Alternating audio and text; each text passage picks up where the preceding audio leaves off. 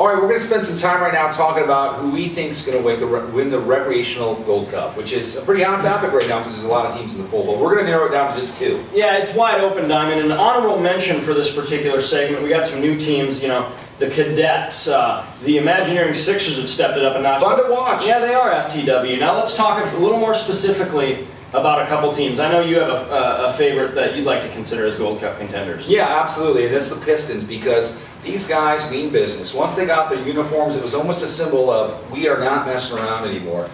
Big acquisition, Moen's little brother who was around last year, Jordan Moen comes in, and I think it really solidifies the inside for these guys.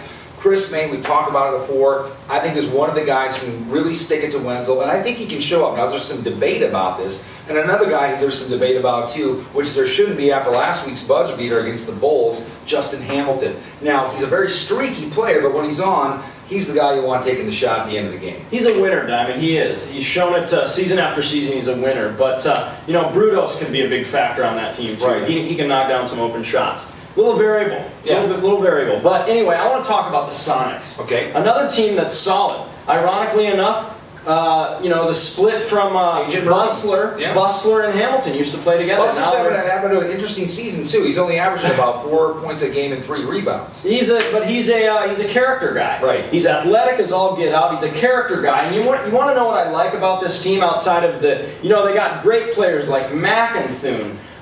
They've got just a good core nucleus of guys, and what I really like about their team is they've got the best home crowd possibly in the entire league. It was on the network last week. And we've seen it in the NBA playoffs this year. That home court advantage is absolutely critical. Right, and a couple of things too is they have some of the better lockdown defenders at the post level, which when you grind it out against a team like the Pistons, it's going to be decided at the post. When you got a guy like Moen pulling down 15, 16, 17 boards a game, you want to really stick it to him. And if these two teams end up beating the championship, which I think could likely happen, depending on how the brackets play out. Right, and it's going to be another bracketology. I mean, because we could talk about a lot of teams here. Yeah. We just talked about two that we really think have a good chance. Yeah, and you know, speaking to the play of the big man, I'll go back to it. Smartest defender, smartest big man in the league, Scott McInthune. Yes, for the Sonics. I've heard that from a couple of people around the league. They really have a lot of compliments for this guy, but I don't know, when you put Jordan and Justin Moen down low, I think that it's going to be really a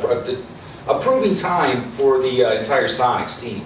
High Sox, a lot of good mojo coming from last year. We'll see what happens. I think it'll be fun to watch. I'd love to see these two teams meet up. We'll see what happens. The Gold Cup race. Well, Diamond, that wraps up yet another episode of the show, and as they say, brevity is the soul of wit. Yes, they do. Very concisely put, Diamond, and I love it. I can't wait to get to next week where we're going to be talking about. We're going to be talking about all new things next week. Yeah. All things new. How about that for the name of the episode? Yeah, it is going to be very exciting. We're bringing new hairdos to the show. Yeah. Pat Riley, the '93 Frost. I like it. I like it. Yeah, but we're going to be talking about new teams. Yeah. We're giving them report cards, what we think they can do to grow their franchises and mold themselves into future Gold Cup champions. And we may even bring in, it's under negotiation, we may bring in a respected GM around the league to see and have him weigh in on the status of the league and what it takes to get to the upper echelon. We'll be getting to that, Dirty Mix. You know what else? We're going to talk about some new players too, some players that are impressive. Because you know what? A lot of times in the show we're talking about the same people. Why? Because they're showing up every week. But there's so many players in this cast of millions in UH that I think we need to really dig deep, get the Dirty Mix, mix it up a little bit, and pay some respect, so buckle up. Yeah, triple harness style. Now, Diamond, as always, until we see you on the court, we'll see you online at uhnetwork.com.